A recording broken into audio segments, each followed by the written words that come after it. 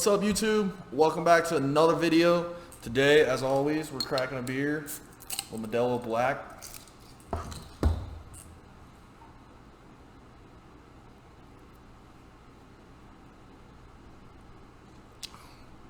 Pretty good beer. I like the Especial better, but MODELO Black is pretty good. I like it on tap. I think it's better on tap, but in a bottle, I prefer Especial. Anyway, so today we're going over the NFC South. Pretty interesting division this year. You got 3 teams in the division who are really good teams and could potentially make the playoffs. To start off, we got Tampa Bay. It's a make or break year for Jameis Winston. This may be his last opportunity to win this job, and they might have to draft a quarterback next year in the draft, and I could potentially see Tampa Bay being in the market for a rookie quarterback in 2020, April of 2020 at the draft. I think it is a very good chance they're in the market for a quarterback. They got 2 good tight ends with Cameron Brate and O.J. Howard. I like O.J. Howard. He's a pretty good tight end. Cameron Brate's pretty good too. So they have a pretty cool dual threat tight end deal there. They have a pretty good wide receiver core with Mike Evans. They got Chris Godwin, Rashad Perryman, who's just really a speed guy, but a pretty decent receiving core. Bruce Arians is a new head coach. So if you guys know Bruce Arians from Arizona, he had some pretty good squads when he was in Arizona. So I like Bruce Arians. I think he's a pretty good coach. I think he can do some good things in Tampa Bay in the future, but I don't necessarily see that coming through this year. The offensive line was bottom in the league last year. Not the worst in the league, but bottom tier. If you look at their offensive line on paper, they should be better. And then when you go to the other side of the ball, the defense, they weren't great last year, but they should be better this year. They added Devin White from LSU, the DB. They also added Ndamukong Suh in free agency from the Los Angeles Rams. And there's not a whole lot else to talk anywhere else about the Buccaneers, man. They're not stacked with talent everywhere. They're one of the least talented teams in the league. So my prediction for the Tampa Bay Buccaneers is 4-12. They're already in a tough division with 3 potential playoff teams, and they have a tough schedule on top of that outside of the division. And I don't think Jameis Winston's the guy. I think the Bucs are in the quarterback market April 2020. I think they're going to be in the quarterback market like week 5. But we'll kind of see what happens. Carolina. So I think Carolina goes as Cam Newton goes. We saw that a little last year when he got hurt. We've seen that previously when he got hurt. We've seen that when they played in the Super Bowl. They would have won that Super Bowl on the back of Cam Newton, and they lost that Super Bowl on the back of Cam Newton. So I think it just depends on Cam Newton, man. If he stays healthy, I think they can be a really good football team. DJ Moore is now wide receiver 1. He's the number 1 dude there. Whether he is a true number 1 or not, doesn't matter. He's the guy. And I like DJ Moore. I think he's going to have a good year. I got him in one of my fantasy leagues. So he has to step up now, man, and I think he will. They also got Curtis Samuel, the good slot receiver, speed guy out of Ohio State, so obviously like him. Not a guy that's going to blow you away as a receiver. But Chris McCaffrey's the staple of the offense. They kind of go the way Cam Newton and Chris McCaffrey go is going to be how that offense goes. Greg Olsen should be back healthy this year, but his health is going to be a factor like it's been his entire career. So we'll see what Greg Olsen can do.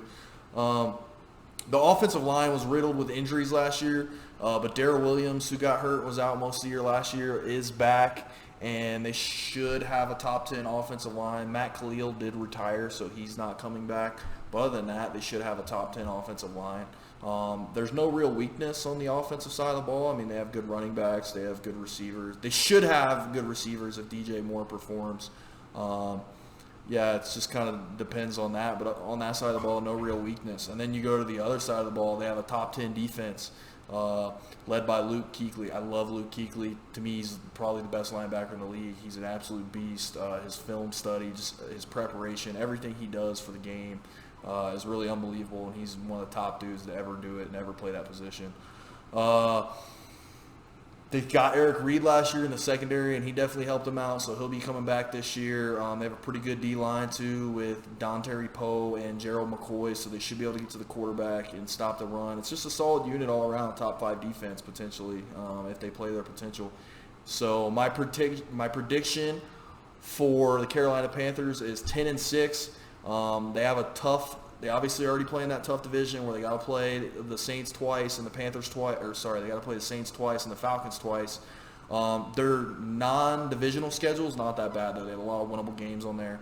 I think for the Panthers this year, they have potential to boom and they have the potential to bust. I think they could be a team that can mess around and go 12-4, 11-5, or they can be a team that goes 8-8, 7-9. But I think they'll go 10-6. I've got them in the middle. I think they're a fringe wild card team. Depending on, I don't think they'll win the division just with the Saints, but I think they're a fringe wild card team. If you look at the other teams in the NFC, you got Dallas and Philly. One of those teams is probably going to be a wild card team. If you look on the other side of the house in the NFC West, you got Seattle and the Rams.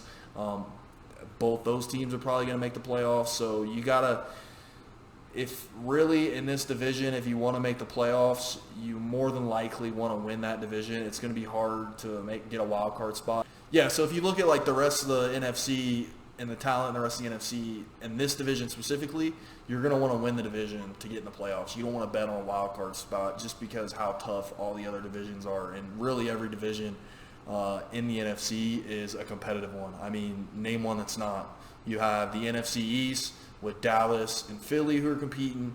You got the NFC North with the Bears and the Packers and potentially the Vikings. And then you got the NFC West with the Rams and who am I missing? And the Seahawks. And then you have the NFC South with Atlanta, Carolina, and the freaking Saints. So it's really a crazy wide open conference, but you really want to win the division to make the playoffs this year. You don't want to bank on a wild card spot, where in the AFC you could get a wild card spot going 10-6. I don't see that happening, but for the Panthers, we'll get back to it, 10-6 and a potential wild card spot. Just depends on how it plays out, but I don't see them going any further than that. I don't see them winning the NFC or anything like that, so 10-6. Okay, next up we got the New Orleans Saints. Is Drew Brees still an elite quarterback? I think so.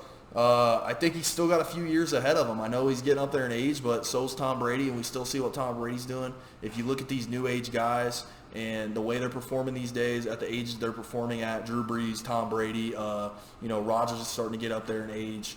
He's had some injuries.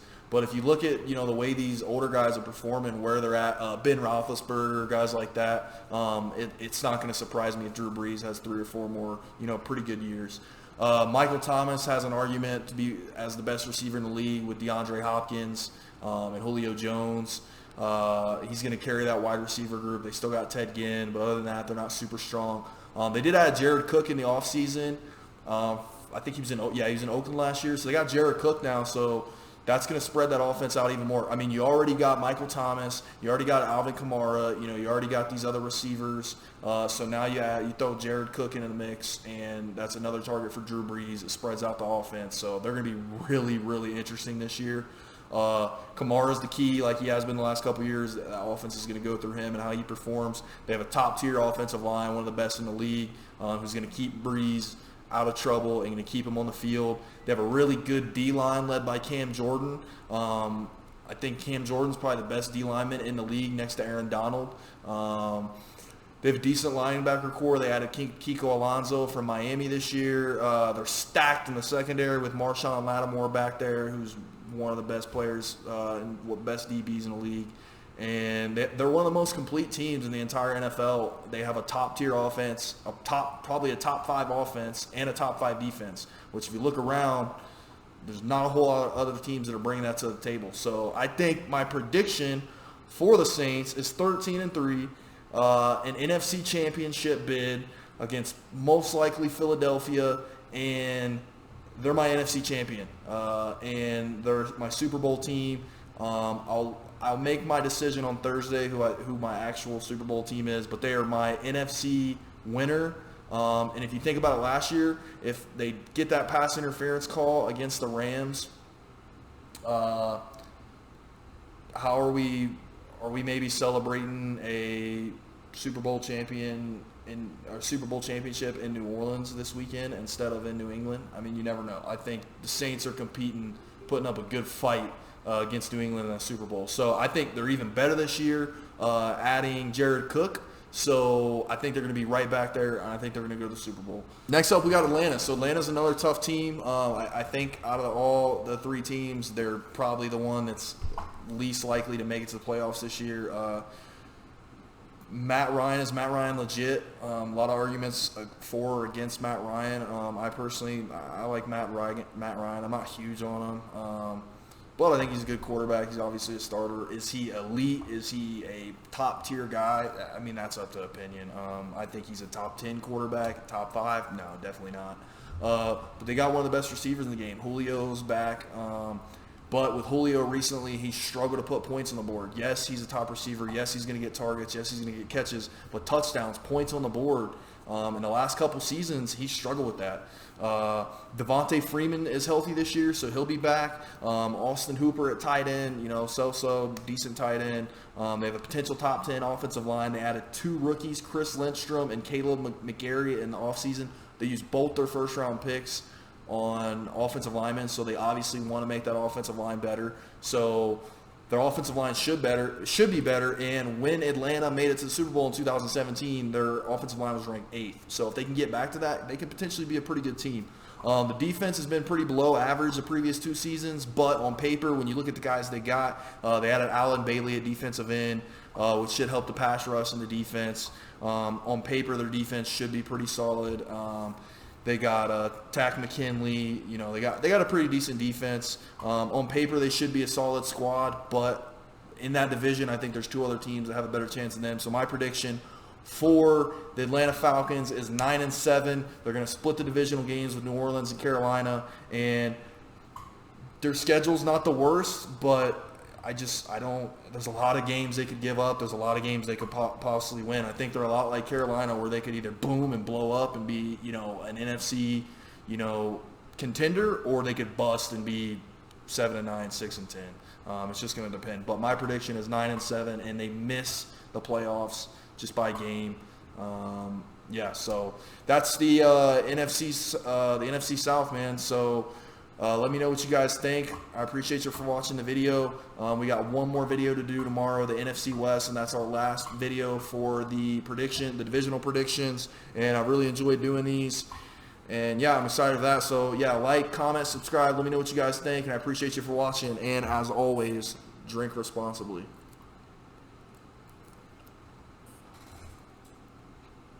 That's a pretty good beer, man. All right, y'all.